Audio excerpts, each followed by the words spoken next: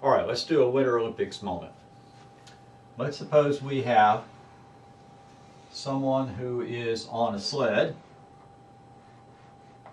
on a hill, okay, and they start off from rest, and then they slide down the hill, and then they reach an area where there's some snow that's all roughed up, and there's a coefficient of friction, and it slows them down to a stop.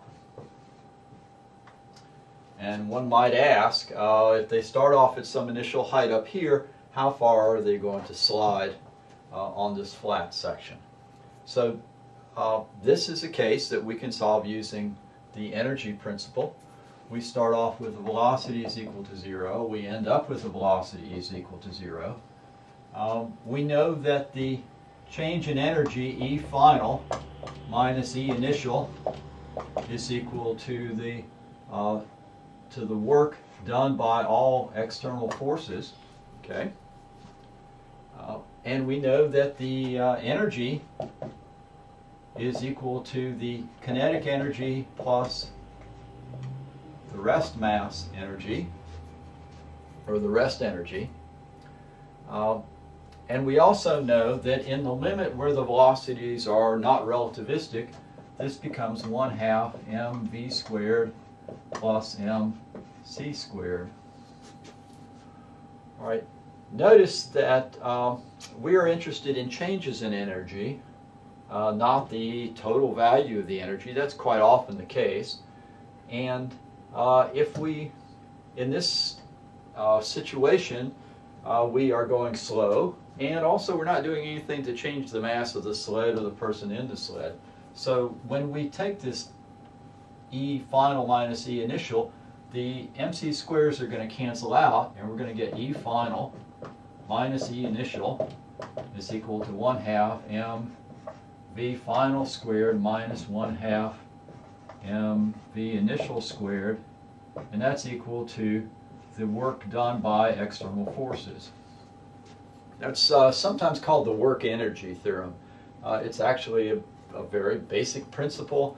You have to use it carefully, but it's an excellent way to solve problems like this. The energy in the system is not constant, because in practice what's going to happen is we're going to pick up energy from gravity, but then it's going to end up as energy lost in the form of heat when we go across this bumpy piece of snow. Now I'm going to solve this problem by breaking it into two parts. Remember, first of all, you draw a picture, you put in all the forces, labeled forces, etc., etc. I'm going to break this into two parts. I'm going to consider the energy here, the energy change in going from here to here. I'm going to calculate the energy here, and then I'm going to break it into the second part, starting with the energy here to the final kinetic energy, which is 0. And hopefully I will figure out how far this thing will slide. Okay, so let's start off up here.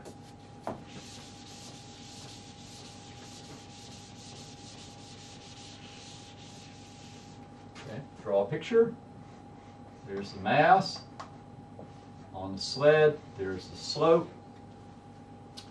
The forces acting on this mass are the normal force that's connecting the mass to the hill. There is the force of gravity mg, and then the displacement we have, this delta r, is going down the hill this direction.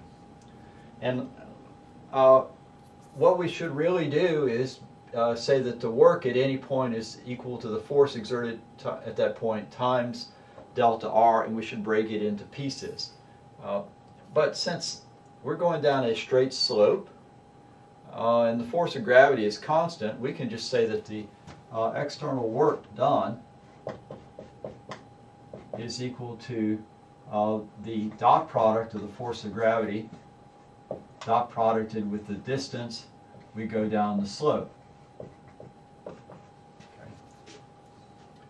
All right, and so we end up going some distance down the slope.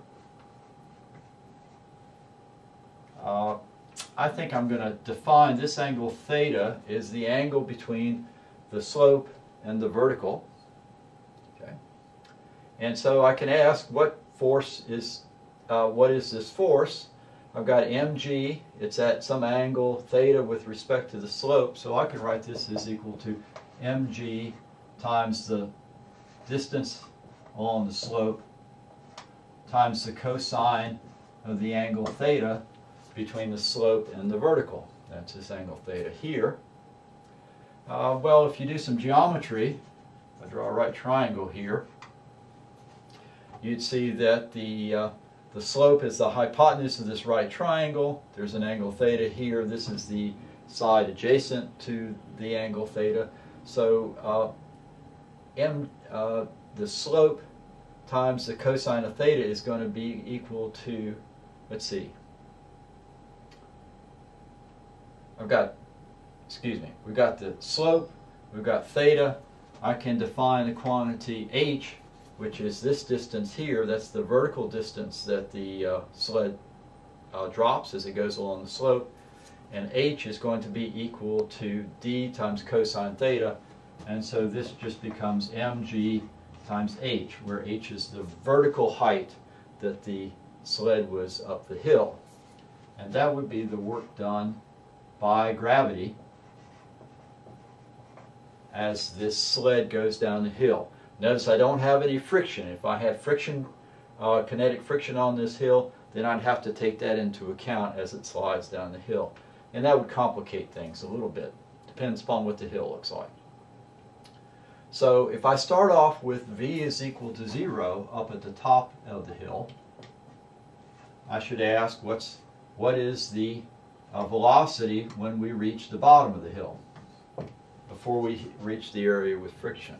Okay, so I can use energy E final minus E initial is equal to 1/2 mv final squared minus 1/2 mv initial squared. Notice that the mc squares are not going to show up in this because they cancel out. And that is equal to the work done by the external forces. That's equal to mgh. Notice that that work is positive work because we're moving down and gravity is moving that way, so that's going to be positive work. If we started off from rest, this term goes to 0. We would get that 1/2 mv final squared is equal to mgh. So this is the energy that the sled has when it gets to the bottom of the hill. Notice that if we were just interested in the velocity, we would cancel out the masses and we get that the final velocity is equal to the square root of 2 times g times the height of the hill.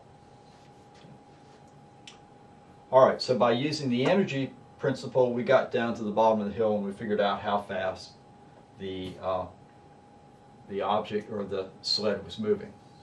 Okay, let's go on to the next part. Let's figure out how far this thing is going to slide once it hits the rough ice and is slowed down by friction.